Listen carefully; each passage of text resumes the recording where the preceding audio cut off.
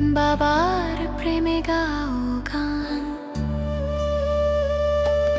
জ্ঞান রত্ন নাও তুলে, দুঃখ সব যাও ভুলে, এসো করি মন্থন, ছিড়বে মায়ার বন্ধন। ওম শান্তি। প্রিয় রুহানি ভাই বোনেরা, আজ ১৬ মার্চ ২০২৬-এর মধুর মুরলী মন্থনে আপনাদের অনেক অনেক স্বাগত। ওম শান্তি। আজ বাবা আমাদের অন্তরের তৃষ্ণা মিটিয়েছেন। আসলে একবার ভাবুন তো, একজন মানুষ ঘুটঘুটে অন্ধকারে আয়নার সামনে দাঁড়িয়ে নিজেকে খোঁজার চেষ্টা করছে। সে হাতড়ে হাতড়ে নিজের দামি পোশাক ছুঁয়ে দেখছে, গলায় ঝোলানো পদকগুলো অনুভব করছে, পকেটে থাকা ব্যাংক ব্যালেন্সের হিসাব হাতড়াচ্ছে। কিন্তু নিজের আসল মুখটা কোনোভাবেই দেখতে পাচ্ছে না। একদম, আজকের দুনিয়ার ঠিক এই অবস্থাই হয়েছে। বাইরের এত চাকচিক্য, এত বড় বড় লৌকিক পরিচয়, কিন্তু আয়নার সামনে দাঁড়ালে সেই পরম সত্যটা ধরা পড়ে না যে আমি আসলে কে। হুম। আজ বাবা ঠিক সেই অন্ধকারেই এক পরম সত্যের আলো জ্বেলে দিয়েছেন। এটা তো শুধু একটা লাইন নয়, এটা বাবার চূড়ান্ত সত্যবচন। বাবা বলেছেন, মিষ্টি বাচ্চারা, তোমরা সদ্গতির জন্য সবথেকে অনন্য মত পেয়েছ, যে দেহের সব ধর্ম ত্যাগ করে আত্ম অভিমানী ভব, মামেকম স্মরণ করো। এই মহাবাক্যের গভীরতা মানে সত্যিই অসীম। প্রথমে এই সত্যের একদম গভীরে প্রবেশ করা প্রয়োজন। দেহের সব ধর্ম ত্যাগ করার প্রকৃত অর্থ আসলে কি? এই দেহের ধর্ম মানেই তো বাহ্যিক লেভেল। ঠিক, একটি শিশু যখন এই পৃথিবীতে জন্ম নেয়, তখন সে একদম নিষ্পাপ, পরিচয়হীন এক চৈতন্য সত্তা থাকে। কিন্তু জন্মের পর মুহূর্ত থেকেই তার গায়ে অদৃশ্য সব লেবেল সেঁটে দেওয়া শুরু হয়। সে কোন দেশের নাগরিক, তার লৌকিক ধর্ম হিন্দু না মুসলিম, হ্যাঁ, তার জাতি কি, বর্ণ কি, সে পুরুষ না নারী, এই সব কিছুই হল দেহের এক একটি ধর্ম বা লৌকিক পরিচয়। বাবা আজ আমাদের খুব স্পষ্টভাবে বোঝাচ্ছেন যে এই বাহ্যিক পরিচয়গুলো আসলে আত্মার ওপর জমে থাকা এক একটা পুরু আস্তরণ। যেন একটা পেঁয়াজের উপর একের পর এক খোসা। একদম ঠিক। এই সব আবরণ বা খোসা ছুঁড়ে ফেলে দিয়ে নিজেকে একটি অবিনাশী চৈতন্য বিন্দু অর্থাৎ আত্মা বলে অনুভব করাটাই হল আত্ম অভিমানী হওয়া। এই খোসাগুলো ছাড়ানো মুখে বলা যত সহজ, বাস্তবে ততটাই কঠিন। কারণ এই সমাজ ব্যবস্থা তো প্রতিনিয়ত শেখায় কিভাবে এই দেহের পরিচয়গুলোকে আরও শক্ত করে আঁকড়ে ধরতে হয়। এই জন্যই তো বাবার দেওয়া এই অনন্য মত বা শ্রীমত বর্তমান সময়ে সবথেকে বেশি প্রাসঙ্গিক। আজকের দুনিয়ার সমস্ত শিক্ষা মানে সমাজ ব্যবস্থা, এমনকি তথাকথিত আধুনিক চিন্তাধারাও মানুষকে কেবল এই দেহের পরিচয়ে আটকে রাখতে শেখায়। দুনিয়া শেখায় কিভাবে দেহের পরিচয়ে বড় হতে হয়, কিভাবে একটা বড় ডিগ্রি নামের পাশে বসাতে হয়। ঠিক তাই, মানুষ ভাবছে তারা এগোচ্ছে, কিন্তু আসলে তারা এই লৌকিক পরিচয়ের খাঁচায় আরও বেশি করে বন্দী হয়ে যাচ্ছে। আর বাবার এই শিক্ষা আমাদের সেই মায়ার জাল থেকে সম্পূর্ণ আলাদা করে দেয়। এর পরিণতির দিকটা গভীরভাবে ভাবলে ভয় হয়। সত্যিই তাই। যদি দেহের এই লৌকিক ধর্মগুলো ত্যাগ না করা হয়, তাহলে আত্মার সদ্গতি বা সত্যিকারের মুক্তি কোনোভাবেই সম্ভব নয়। কারণ দেহের পরিচয়ে আটকে থাকলেই তো বিকারের জন্ম হবে। বিকারের জন্ম নেওয়াটা তো এক প্রকার নিশ্চিত। আত্মা ভারী হয়ে যায়, সীমাবদ্ধ হয়ে পড়ে। আর যেখানে সীমাবদ্ধতা আছে, মানে সেখানেই ভয় আছে, নিরাপত্তাহীনতা আছে। যখনই নিজেকে এই শরীর মনে করা হবে, তখনই এই শরীরকে টিকিয়ে রাখার জন্য কাম, ক্রোধ, লোভ, মোহ এবং অহংকারের মতো বিকারগুলোর শিকার হতেই হবে। জন্ম জন্মান্তরের এই দুঃখের চক্র চলতেই থাকবে। আত্মা কখনোই হালকা বা উড়ন্ত কলা অনুভব করতে পারবে না। ঠিক। আর সবথেকে আশ্চর্যের বিষয় হল, মানে এই সূক্ষ্ম মায়া আমাদের ব্রাহ্মণ জীবনেও কত নীরবে প্রবেশ করে। আধ্যাত্মিক সেবা করতে গিয়ে বা পরমার্থের পথে চলতে গিয়েও অনেক সময় খুব সূক্ষ্মভাবে দেহাভিমান চলে আসে। এই সূক্ষ্ম দেহাভিমানটাই তো সবথেকে বড় বাধা। সেবার নামে কখন যে নিজের পদের অহংকার চলে আসে তা বোঝাও যায় না। এটাই হলো সবথেকে বড় ফাঁদ। আমি এত বড় সেবা করলাম, আমি এত সুন্দর জ্ঞান শোনাতে পারি, বা সেন্টারে আমার পদমর্যাদা সবার ওপরে। এই যে সূক্ষ্ম অহংকারগুলো মনের মধ্যে উকি দেয়, এগুলোও কিন্তু ওই দেহেরই ধর্ম। লৌকিক দুনিয়ার অহংকার ছাড়ার পর হয়তো অলৌকিক দুনিয়ায় এসে নতুন অহংকারের খোসা গায়ে জড়িয়ে নেওয়া হয়। একদম সঠিক উপলব্ধি। কিন্তু বাবা বলছেন এই সূক্ষ্ম দেহাভিমানগুলোকেই মা মার্কাম অর্থাৎ এক বাবার স্মরণের আগুনে রোজ ভস্ম করতে হবে। একমাত্র এক নিরাকার বাবাকে স্মরণ করলেই এ সমস্ত লৌকিক এবং অলৌকিক আবরণ থেকে চিরতরে মুক্তি পাওয়া সম্ভব। এই আত্মিক স্মৃতি ছাড়া সদ্গতির আর কোনো দ্বিতীয় পথ নেই। কোনো পথ নেই। এই গভীর সত্যটা বোঝার পর চলুন বাবার পরের মহামূল্যবান কথার দিকে এগোই। বাবা আজ প্রশ্নটাও কত গভীর করেছেন। যারা পরমাত্মাকে নামরূপ থেকে পৃথক বলে, তাদের তোমরা কোন প্রশ্ন জিজ্ঞেস করতে পারো? তাদের জিজ্ঞেস করো, গীতাতে যে দেখানো হয় অর্জুনের অখণ্ড জ্যোতিস্বরূপের সাক্ষাৎকার হয়েছিল, তিনি বলেছিলেন, এবার থামো, আমি সহ্য করতে পারছি না। হুম। এই একটিমাত্র উত্তরের ভেতরে মানে ভক্তিমার্গের বিরাট বড় একটা স্ববিরোধিতা বা দিগ্ভ্রম খুব সুন্দরভাবে ফুটে উঠেছে। ভক্তিমার্গের মানুষরা তো একদিকে বড় বড় শাস্ত্র পড়ে, যুক্তি দেয় যে ঈশ্বরের কোনো নাম নেই, রূপ নেই। ঠিক তাই। তারা বলে তিনি সর্বত্র ছড়িয়ে আছেন বা নাম রূপ থেকে সম্পূর্ণ পৃথক। আবার ঠিক সেই মানুষগুলোই পরম ভক্তির সাথে গীতার উদাহরণ টেনে বলে যে ভগবান যখন নিজের বিশ্বরূপ দর্শন করিয়েছিলেন, তখন অর্জুন ভয়ে কাঁপতে কাঁপতে বলেছিলেন, আমি আর সহ্য করতে পারছি না, এবার থামো। এই স্ববিরোধিতা বড়ই অদ্ভুত, তাই না? যিনি নাম রূপ থেকে পৃথক, তার আবার এত ভয়ঙ্কর রূপ কিভাবে থাকতে পারে যা দেখে মানুষের চোখ ঝলসে যায়, আত্মা ভয়ে কেঁপে ওঠে। এখানেই ভক্তিমার্গের সবচেয়ে বড় ফাঁকিটা লুকিয়ে আছে। এক্স্যাক্টলি। আজ এই কথাটা গভীরভাবে মন্থন করা খুব জরুরি। মানে বর্তমান সময়ে এটা অত্যন্ত প্রাসঙ্গিক। কারণ দুনিয়ার মানুষ ভগবানকে ভালোবাসার বদলে শুধু ভয় পেতে শিখেছে। তারা ভাবে ঈশ্বর খুব রাগী একজন সত্তা, তিনি আকাশে বসে সারাক্ষণ হিসাব নিচ্ছেন আর শাস্তি দিচ্ছেন। হ্যাঁ, আর তার রূপ বুঝি প্রলয়নকারী আগুনের মতো বা কোটি সূর্যের তেজের মতো, যা সহ্য করা মানুষের পক্ষে অসম্ভব। এর পরিণতি কি হয় একবার ভেবে দেখুন। একজন সন্তান কি কখনো তার নিজের পিতাকে দেখে ভয় পেতে পারে? যদি অন্তরে ভয়ই থাকে, তাহলে সেখানে প্রকৃত স্নেহ, ভালোবাসা বা যোগযুক্ত হওয়া কিভাবে সম্ভব? সম্ভব নয়। ভয় থেকে বড়জোর দাসত্ব হতে পারে, অন্ধভক্তি হতে পারে, কিন্তু ভয় থেকে রাজযোগ বা পরমাত্মার সাথে আত্মার সেই অতীন্দ্রিয় মিলন কখনোই হতে পারে না। মিলনের জন্য দরকার আপানত্ব, অত্যন্ত মিষ্টি আর কাছের একটা সম্পর্ক। ঠিক। আর এই জন্যে বাবার আসল রূপটা বোঝা এত জরুরি। শিব বাবার আসল রূপটা কিন্তু মোটেও কোনো ভয়ঙ্কর আগুন বা চোখ ধাঁধানো অখণ্ড জ্যোতি নয়। একটা বিশাল দাবানল বনের পর বন পুড়িয়ে দিতে পারে, মানুষ তাকে ভয় পায়, কিন্তু একটা ছোট্ট প্রদীপ তো কাউকে পোড়ায় না। চমৎকার উদাহরণ। শিব বাবার রূপ ওই দাবানলের মতো নয়, তিনি হলেন সেই স্নিগ্ধ তারা।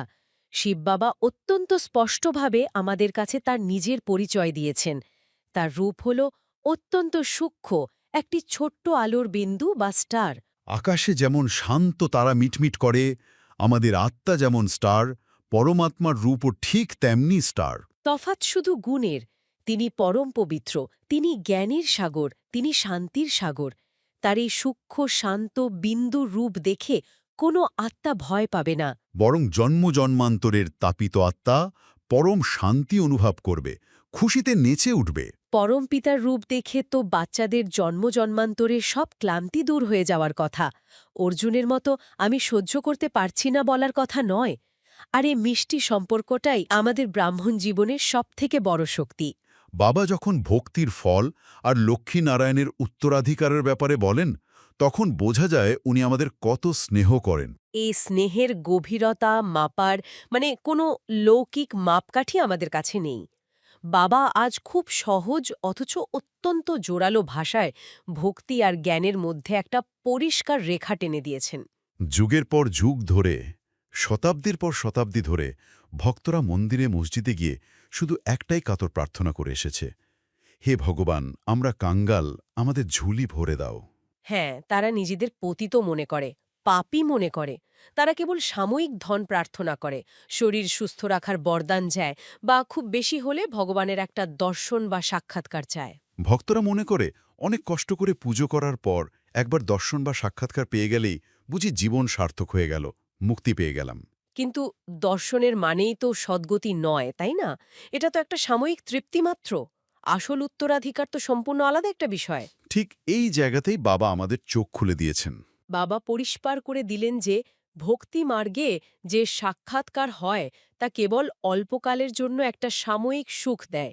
একজন ভিখারিকে রাজা যদি এক মুহূর্তের জন্য দর্শন দেন বা একটা মোহর ছুঁড়ে দেন, তাতে ভিখারির হয়তো একদিনের খাবার জুটবে, কিন্তু সে রাজা হয়ে যাবে না। ঠিক তাই ভগবান যখন কল্পের শেষে এই সঙ্গম যুগে আসেন, তখন তিনি কাউকে শুধু ক্ষণিকের দর্শন দিয়ে চলে যান না। তিনি আমাদের সত্যিকারের উত্তরাধিকার দেন। তিনি আমাদের সরাসরি নরে থেকে নারায়ণ বানান। সম্পূর্ণ এক স্বর্গীয় রাজধানী স্থাপন করেন, যেখানে সবাই ১০০% পবিত্র, এভার হেলদি এবং এভার ওয়েলদি থাকে। এটাই হলো পরমপিতার সত্যিকারের উত্তরাধিকার। বাবা আমাদের ভিখারি থেকে সরাসরি বিশ্ব মহারাজা করে দেন। আর এখানেই তো সত্য গীতা জ্ঞান আর ভক্তি মার্গের গীতার মধ্যে আসল পার্থক্য ধরা পড়ে। ভগবান নিজে এসে যা শেখান, তা কোনো মানুষের লেখা শাস্ত্রে থাকতে পারে না। একদম। দুনিয়ার মানুষ যে গীতা পড়ে তা হলো মানুষের লেখা পুস্তক, যেখানে ভগবান সম্পর্কে নানা কাল্পনিক আর অতিরঞ্জিত কথা বলা হয়েছে। দুনিয়ার মানুষ এও মনে করে ঈশ্বরের গতিমতি বোঝা মানুষের কর্ম নয়। তারা ভগবানকে একটা রহস্যের চাদরে মুড়ে রেখেছে। কিন্তু শিব বাবা, যিনি নিরাকার এবং জ্ঞানের সাগর, তিনি সঙ্গম যুগে এসে আমাদের এই ৫,০০০ বছরের সৃষ্টিচক্রের আদি, মধ্য এবং অন্তের সমস্ত রহস্য জলের মতো পরিষ্কার করে বুঝিয়ে দেন। তিনি নিজেই যেহেতু রচয়িতা, তাই সৃষ্টির রচনার প্রতিটি পাতা তিনি আমাদের সামনে খুলে ধরেন। আমরা আত্মারা কিভাবে ৮৪ জন্ম পার করি, কিভাবে সত্যযুগের সর্বগুণ সম্পন্ন দেবতা থেকে ধীরে ধীরে নামতে নামতে কলিযুগের কাঙ্গাল হয়ে যায়, সেই পুরো সিঁড়ির হিসাব একমাত্র বাবাই বুঝিয়ে দেন। এই পতনের ইতিহাস বড় কষ্টের। আমরাই তো একসময় ১০০% পবিত্র ছিলাম, তারপর কিভাবে যে সব হারিয়ে ফেললাম। এই পতনটা কিভাবে হলো, মানে সেটা বাবা খুব স্পষ্ট করে আমাদের মনে করিয়ে দিয়েছেন। আমরাই সেই সূর্যবংশী এবং চন্দ্রবংশী দেবী দেবতা ছিলাম, যাদের জীবনে কোনো রোগ, শোক বা দুঃখের লেশমাত্র ছিল না। আমরা ২১ জন্ম ধরে অখণ্ড সুখ ভোগ করেছি। কিন্তু তারপর দাপর যুগ থেকে শুরু হলো আমাদের পতন। সেই পতনের মূল কারণ হলো আমাদের মহাশত্রু কামবিকার। বাবা অত্যন্ত কড়া ভাষায় সতর্ক করেছেন যে এই কামবিকারই আমাদের আদি, মধ্য, অন্ত কেবল দুঃখই দিয়েছে। যে সত্যযুগকে আল্লাহর বাগিচা বলা হতো, যেখানে কেবল সুখ আর শান্তির ফুল ফুটত, সেই সুন্দর বাগিচাকে এই বিকারগুলোই একটা কাঁটায় ভরা জঙ্গলে পরিণত করেছে। হ্যাঁ, একে অপরের ওপর কাম কাটারি চালানোই হলো সবথেকে বড় পাপ। এই পাপের ফলেই আমরা পূজ্য থেকে পূজারী হয়ে গেছি, বিশ্ব মহারাজা থেকে ভিখারি হয়ে গেছি। এই মহাশত্রুকে সম্পূর্ণরূপে জয় করা ছাড়া হারানো সেই স্বর্গীয় রাজ্য ফিরে পাওয়ার আর কোনো দ্বিতীয় উপায় নেই। নেই। আর তাই এই পুরো চক্রের স্মৃতি আমাদের ব্রাহ্মণ জীবনে এত গুরুত্বপূর্ণ। এই চক্রের স্মৃতি আর বাদর দেওয়া এই রাজত্বের উত্তরাধিকারের কথা যখন বারবার মনে পড়ে, তখন দৈনন্দিন জীবনে অদ্ভুত একটা আধ্যাত্মিক শক্তি কাজ করে। ঠিক বলেছেন। মানে এই স্মৃতিটাই তো বর্মের মতো কাজ করে। মনে হয় এই মায়ার জগতের সব আকর্ষণ কত তুচ্ছ। তখন সেই মহাশত্রু কাম বা কোনো বিকারী আর আত্মাকে টলাতে পারে না। আত্মিক স্মৃতিতেই সব জয় করা সম্ভব। অত্যন্ত গভীর উপলব্ধি। যখন আত্মা তার আদি স্বরূপের এই সত্যটা পুরোপুরি বুঝতে পারে, তখন বাইরে জগতের কোনো কাটাই তাকে আর রক্তাক্ত করতে পারে না। এই যে আমরা প্রতিদিন মন্থন করি, হুম। এই মন্থন আসলে আত্মাকে সেই পরম শক্তির সাথে যুক্ত করারই একটা প্রক্রিয়া। এই পুরো সৃষ্টিচক্রের জ্ঞান আমাদের শুধু তথ্য দেয় না, আমাদের দৃষ্টিভঙ্গি পাল্টে দেয়। আমরা বুঝতে পারি যে আমরা কোনো সাধারণ পথিক নই, আমরা হলাম ঈশ্বরীয় রাজবংশের উত্তরাধিকারী। এর প্রতিটি চিন্তা, প্রতিটি কথা এবং প্রতিটি কর্ম সেই রাজকীয় মর্যাদার সাথে মানানসই হওয়া উচিত। দুনিয়ার মানুষ যেখানে দুঃখ আর অশান্তির আগুনে জ্বলছে, সেখানে আমাদের দায়িত্ব হল বাবার এই পরম শান্তির আলো তাদের কাছে পৌঁছে দেওয়া। কিন্তু তার আগে নিজেদের সেই আলোতে পরিপূর্ণ করতে হবে। একদম। তবে শেষ করার আগে একটা কথা ভেবে দেখার মতো। আমরা রোজ বলি আমরা পরমাত্মার সন্তান, মানে সৃষ্টির সবচেয়ে সৌভাগ্যবান আত্মা। হুম। কিন্তু সারাদিনের কর্মক্ষেত্রে বা সম্পর্কে যখন ছোটখাটো সমস্যা আসে তখন কতবার আমরা সেই রাজকীয় মর্যাদায় স্থির থাকি আর কতবার ভিখারির মতো লৌকিক দুনিয়ার কাছে একটু সম্মান, একটু স্বীকৃতি বা একটু ভালোবাসা ভিক্ষা করি। এই সূক্ষ্ম চেকিংটাই তো আসল পুরুষার্থ। আজ সারাদিন নিজের এই হিসেবটা একটু মিলিয়ে দেখবেন। এই গভীর উপলব্ধির পর চলুন বাবার সেই মিষ্টি মহাবাক্য, সেই মধুর স্মরণ হৃদয়ে ধারণ করি। এই স্মরণের মধ্যেই লুকিয়ে আছে আমাদের সমস্ত আধ্যাত্মিক শক্তির উৎস। হুম। বাবা বলছেন, মিষ্টি মিষ্টি হারানিধি বাচ্চাদের প্রতি মাতাপিতা বাপ-দাদা শ্রীহনের স্নেহ সুমন আর সুপ্রভাত। আত্মাদের পিতা তার আত্মারূপী বাচ্চাদেরকে জানাচ্ছেন নমস্কার। বাবার এই ভালোবাসা পেয়ে মন ভরে গেল। বাবার এই ভালোবাসার শক্তি নিয়েই চলুন ধারণার দিকে এগোই। জ্ঞান তো শুনলাম, কিন্তু বাবা বলেন ধারণাই হল আসল পুরুষার্থ। আমাদের প্রতিদিনের এই যে অত্যন্ত ব্যস্ত জীবন, যেখানে সকাল থেকে রাত পর্যন্ত শুধু দৌড়। একদম, শুধু একটা ইঁদুর দৌড়। হ্যাঁ, তো এই সবকিছুর মাঝে এই আধ্যাত্মিক জ্ঞানকে কিভাবে বাস্তব রূপ দেওয়া যায় সেটাই আসলে সবচেয়ে বড় প্রশ্ন। কারণ সকালের অ্যালার্ম বাজার পর থেকেই তো শুরু হয়ে যায় ট্রাফিক জ্যাম ঠেলে অফিসে পৌঁছানো, ডেডলাইনের চাপ। আর তার সাথে সংসারের হাজারো দায়িত্ব তো আছেই। রাইট। আর এই সবের মাঝে জ্ঞান অনেক সময় ওই বুদ্ধির কোনো একটা কোনায় জাস্ট জমা হয়ে থাকে। শিব বাবা কিন্তু আমাদের প্রতিদিন সেই পথ দেখান, তাই না? হ্যাঁ, কারণ শুধু জ্ঞান অর্জন করে বুদ্ধিতে জমিয়ে রাখাই তো লক্ষ্য নয়, বরং সেই জ্ঞানকে আমাদের কর্মে, আমাদের আচরণে নিয়ে আসাই হলো আসল কথা। ঠিক, কারণ যখন জ্ঞান কর্মে পরিণত হয় তখনই তো জীবনের সত্যিকারের পরিবর্তন আসে। তখনই অনুভব করা যায় যে শুধু শোনা হচ্ছে না, বরং যাপন করা হচ্ছে। বাবা আজ আমাদের খুব গভীর বিধি শিখিয়েছেন। বাবা শ্রীমত থেকে যদি ধারণার জন্য মুখ্যসার দেখা হয়, তাহলে বিষয়টা খুব পরিষ্কার হয়ে যায়। এক, মাস্টার জ্ঞানের সাগর হয়ে পতিত থেকে পবিত্র করার সেবা করতে হবে। রাইট। বাবার শাস্ত্রের যেসব সার শুনিয়েছেন তা বুদ্ধিতে রেখে সদা আনন্দিত থাকতে হবে। সদা আনন্দিত থাকতে হবে। আর দুই, এক বাবার শ্রীমত প্রতি মুহূর্তে পালন করতে হবে। দেহের সব ধর্ম ত্যাগ করে আত্ম অভিমানী হওয়ার পরিশ্রম করতে হবে।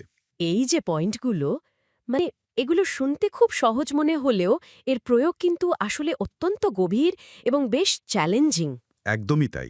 এই দেহের সব ধর্ম ত্যাগ করে আত্ম অভিমানী হওয়ার বিষয়টা একটু ভেঙে দেখা যাক। একটা খুব পরিচিত উদাহরণ দেওয়া যায়। অফিসে যাওয়ার সময় গলায় যে একটা আইডি কার্ড ঝোলানো হয়, হ্যাঁ, যেখানে পদবি লেখা থাকে। ঠিক, হয়তো ম্যানেজার, হয়তো ডিরেক্টর বা সিনিয়র ইঞ্জিনিয়ার। এই যে পদবি, এটাই তো হলো এক প্রকার দেহের ধর্ম। শুধু অফিসের পদবি নয়, সমাজে আরও অনেক অদৃশ্য আইডি কার্ড আমরা গলায় ঝুলিয়ে ঘুরে বেড়াই। যেমন ধরুন, আমি পরিবারের প্রধান, বা আমি সবচেয়ে বুদ্ধিমান, বা আমি এই নির্দিষ্ট জাতির বা বয়সের। এই প্রতিটি পরিচয় এক একটা লেবেল, যা আসলে আমাদের অহংবোধ বা ইগো তৈরি করে। আর সমস্যাটা শুরু হয় ঠিক এখান থেকেই। হ্যাঁ, যখনই চারপাশের দুনিয়া এই আইডি কার্ড অনুযায়ী আচরণ করে না। ঠিক, তখনই মনের ভেতর একটা যুদ্ধ শুরু হয়ে যায়। কারণ এই অদৃশ্য আইডি কার্ডগুলো আসলে মনস্তাত্ত্বিক নিরাপত্তার একটা মিথ্যা আবরণ তৈরি করে দেয়। যখন কেউ এই নির্দিষ্ট পরিচয়ের বাইরে গিয়ে কিছু বলে বা প্রত্যাশা অনুযায়ী সম্মান দেয় না, তখন মস্তিষ্ক সেটাকে একটা অস্তিত্বের সংকট হিসাবে ধরে নেয়। একদম, তখন মনে হয় আমাকে আক্রমণ করা হচ্ছে। আর এই জায়গা থেকেই তৈরি হয় সংঘাত, অভিমান বা হীনমন্যতা। এই কারণে কিন্তু দেহের ধর্ম ত্যাগ করার কথা বলা হয়েছে। শুনতে খুব ভালো লাগে, কিন্তু বাস্তবে একটা মিটিং রুমে যখন জুনিয়র কেউ কোনো কাজের ভুল ধরে বা কোনো আইডিয়া বাতিল করে দেয়, তখন তো ইগোতে আঘাত লাগেই। সেটা তো খুব স্বাভাবিক একটা রিয়াকশন। হ্যাঁ, তো তখন এই আমি আত্মা বলাটা কি নিজেকে বোকা বানানোর মতো শোনায় না? কিভাবে এই ফেক অনুভূতিটাকে রিয়েল করা যায়? কারণ সেই মুহূর্তে তো রাগ হওয়াটাই স্বাভাবিক। এটা অত্যন্ত বাস্তব একটা প্রশ্ন। কিন্তু এখানে আমি আত্মা বলাটা মোটেও ফেক কিছু নয়, বরং এটা হলো একটা গভীর কগনিটিভ রিফ্রেমিং। আচ্ছা, কগনিটিভ রিফ্রেমিং। হ্যাঁ, যখন মিটিং রুমে ইগোতে আঘাত লাগে, তখন আঘাতটা কিন্তু আত্মাকে করা হচ্ছে না, আঘাতটা করা হচ্ছে ওই সিনিয়র নামক আইডি কার্ডটাকে। আত্মঅভিমানী হওয়ার অর্থ হল নিজেকে সেই আইডি কার্ড থেকে আলাদা করতে পারা। মানে ওই লেবেলটা থেকে নিজেকে ডিট্যাচ করা। রাইট। যখন এই বোধটা জাগ্রত হয় যে আমি একটি শান্তিস্বরূপ আত্মা এবং আমার সামনে যিনি বসে আছেন তিনিও একটি আত্মা যিনি তার নির্দিষ্ট পার্ট প্লে করছেন, তখন আর সেটাকে ব্যক্তিগত আক্রমণ বলে মনে হয় না। বাহ, এটা খুব সুন্দর একটা দৃষ্টিভঙ্গি। তখন সেই জুনিয়রের কথার পেছনের যুক্তিটা শোনা সম্ভব হয়, ইগোর অন্ধত্ব দিয়ে নয়, বরং একটা উন্মুক্ত মন নিয়ে।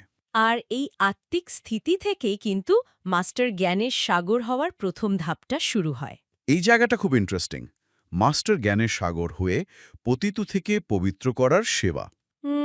সেবা মানে তো সাধারণত আমরা বুঝি কাউকে কিছু জ্ঞান শোনানো বা লেকচার দেওয়া। হ্যাঁ, সাধারণ ধারণা তো সেটাই। কিন্তু মিটিং রুমের ওই চরম উত্তেজনাকর মুহূর্তে তো কাউকে জ্ঞান শোনানো সম্ভব নয়। তাহলে সেখানে পবিত্র করার সেবা কিভাবে হবে? ঠিক এইখানে ভাইব্রেশন বা প্রকম্পনের বিজ্ঞানটা কাজ করে। সেবা মানে শুধু মুখে জ্ঞান শোনানো নয়, যখন কেউ নিজের ইগোকে একপাশে সরিয়ে রেখে সম্পূর্ণ শান্ত এবং স্থিতিশীল থাকতে পারে, তখন তার ভাইব্রেশন কাজ করে, তাই তো? একদম। তখন তার শরীর এবং মন থেকে একটা ইতিবাচক, শান্ত ভাইব্রেশন চারপাশের পরিবেশে ছড়িয়ে পড়ে। বিজ্ঞানও বলে যে আমাদের হার্টবিট এবং মস্তিষ্কের তরঙ্গ চারপাশের মানুষকে প্রভাবিত করতে পারে। মানে আমাদের নীরবতাটাই একটা সেবা হয়ে দাঁড়াচ্ছে। হ্যাঁ, এই পবিত্র ভাইব্রেশন দিয়ে একটা উত্তপ্ত পরিবেশকে শান্ত করাটাই হলো সবচেয়ে বড় সেবা। বাবা শাস্ত্রের যেসব সার শুনিয়েছেন তা বুদ্ধিতে রাখা মানে হলো এই বিশাল বিশ্বনাটকে প্রতিটি আত্মার যে নিজস্ব নিখুঁত পাঠ রয়েছে সেই অকাট্য সত্যটাকে মেনে নেওয়া। তার মানে হলো যখন আমরা বুঝতে পারি যে এই সব কিছুই একটা বিশাল নাটকের অংশ, তখন আর কে কি বলল বা কে কি করল সেটা নিয়ে অতিরিক্ত প্রতিক্রিয়া তৈরি হয় না। একদমই তাই। আর এই সারটা বুদ্ধিতে থাকলেই শত মানসিক চাপের মধ্যেও, মানে অফিসের ডেডলাইন বা সংসারের ঝামেলার মধ্যেও সদা আনন্দিত থাকা যায়, কারণ তখন পরিষ্কার বোঝা যায় সবই নাটকের দৃশ্য মাত্র। হ্যাঁ, ঠিক বলেছেন। কিন্তু এই যে আমরা স্থির থাকার কথা বললাম, এটা তো গেল নিজের ভেতরকার কথা। যখন চারপাশের পরিস্থিতি নিয়ন্ত্রণের বাইরে চলে যায়, তখন এই স্থিরতা ধরে রাখা তো প্রায় অসম্ভব হয়ে পড়ে। তখন কি হবে? আনারও বাবার সমান লাইট মাইট হাউস। ওয়াও, লাইট মাইট হাউস। হ্যাঁ, এটা শুধু বরদান নয়, এটা বাবার দেওয়া একটা বড় দায়িত্ব। একটা বড় দায়িত্ব, একদম। বরবানে আরও বলা হয়েছে বাবার সমান লাইট মাইট হাউস হওয়ার জন্য কোনো কথাকে দেখে বা শুনেও তার সারকে জেনে 1 সেকেন্ডে সমাহিত করা বা পরিবর্তন করার অভ্যাস করো। 1 সেকেন্ডে।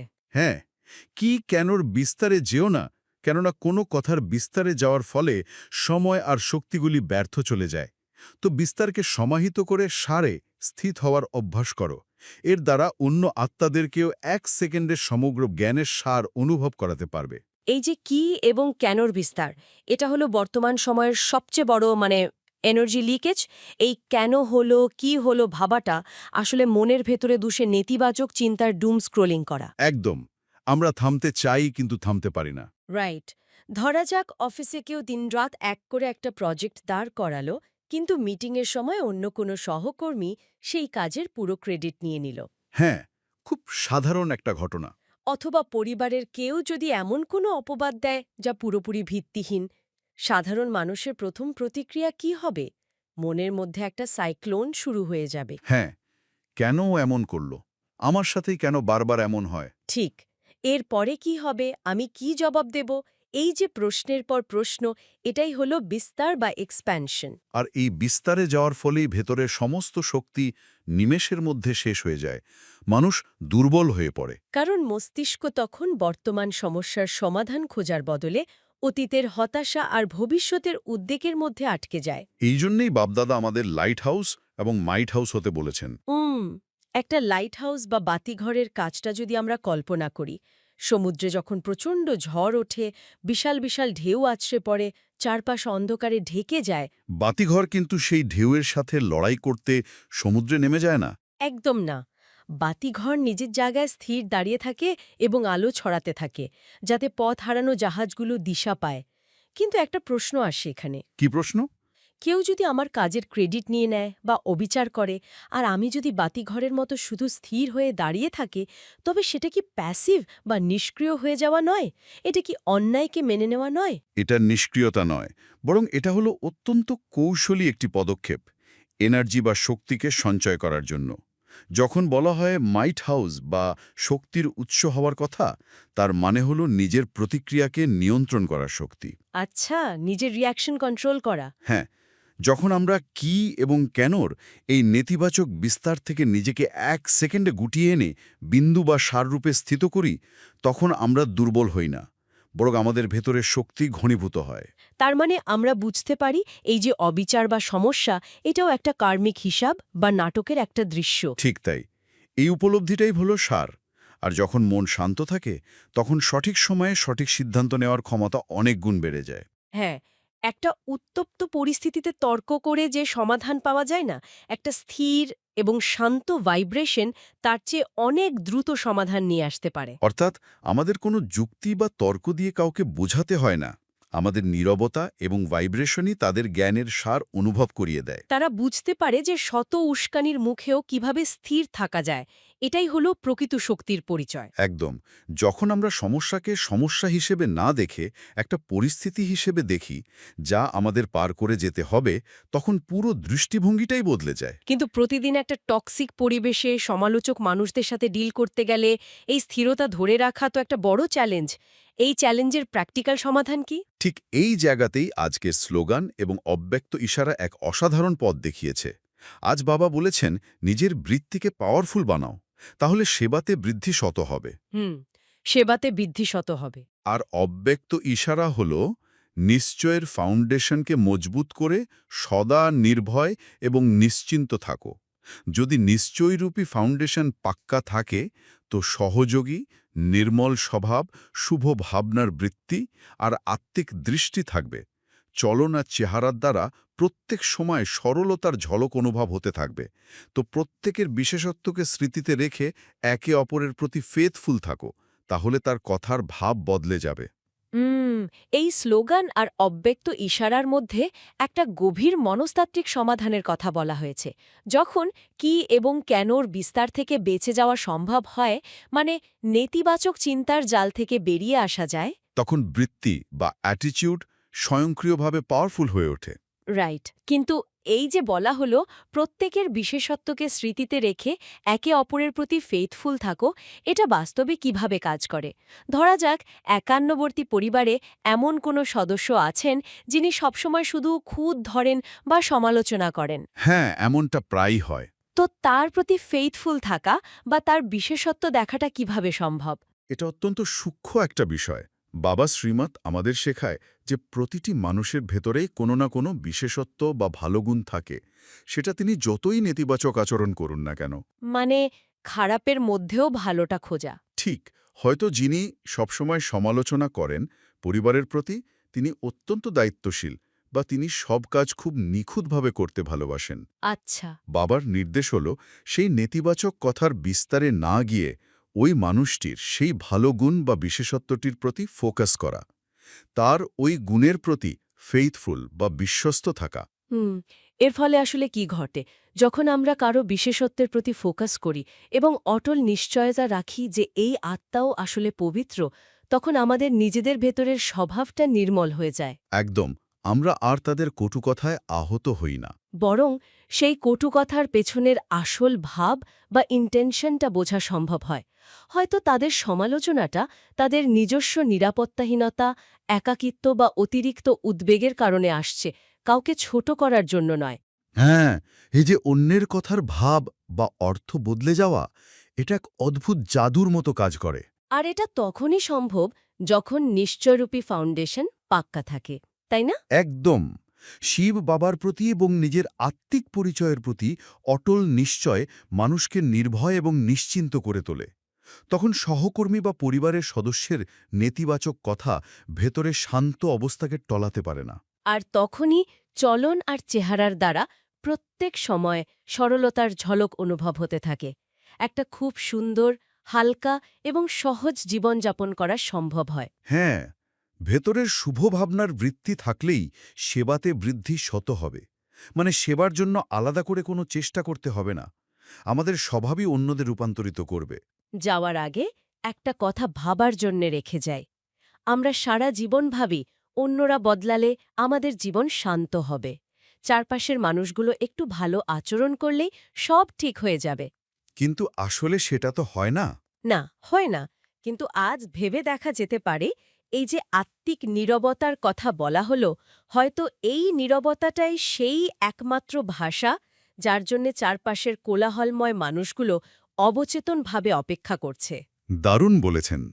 হয়তো আমাদের স্থিরতাই তাদের শান্ত হওয়ার একমাত্র ওষুধ।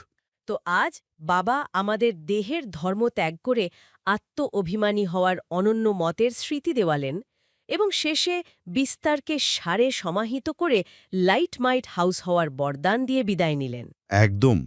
এই পুরো আলোচনা থেকে এটা স্পষ্ট যে আধ্যাত্মিকতা মানে সমাজ থেকে দূরে কোথাও গিয়ে বসে থাকা নয়। রাইট।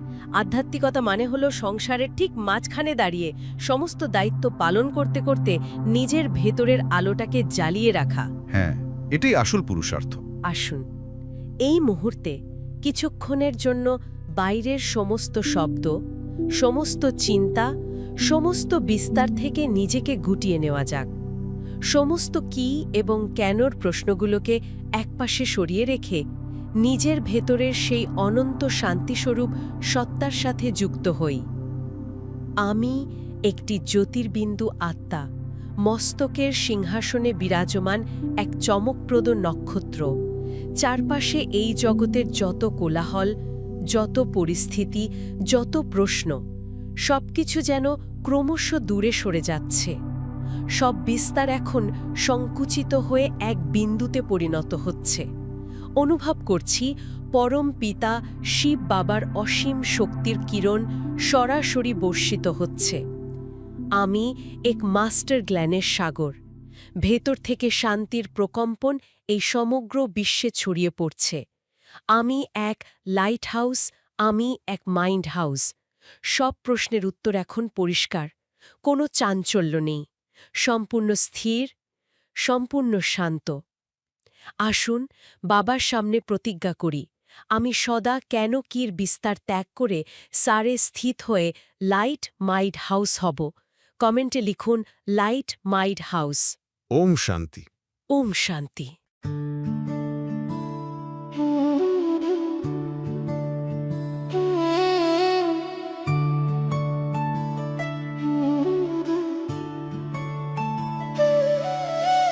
মধুবনে বাজে বাঁশি, বাবা তোমায় ভালোবাসি। মুরলি শুনে জুড়ায় প্রাণ, বাবার প্রেমে গাও গান। জ্ঞান রত্ন নাও তুলে, দুঃখ সব যাও ভুলে, এসো করি মন্থন। ছিড়বে মায়ার বন্ধন।